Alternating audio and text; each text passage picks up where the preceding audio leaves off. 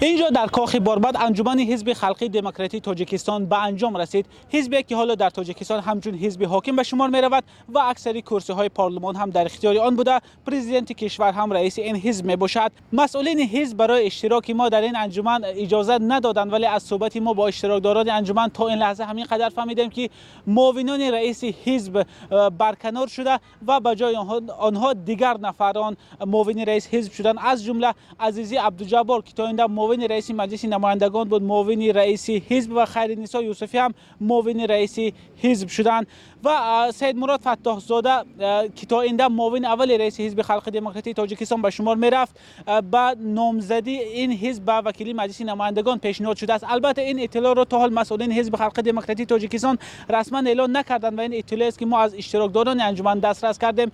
با این وجود حزب خلق دموکراتی تاجیکستان به انتخابات پارلمانی سال 2020 28 نفر را از حوزه یگانه عموم جمهوری پیشنهاد کرده است.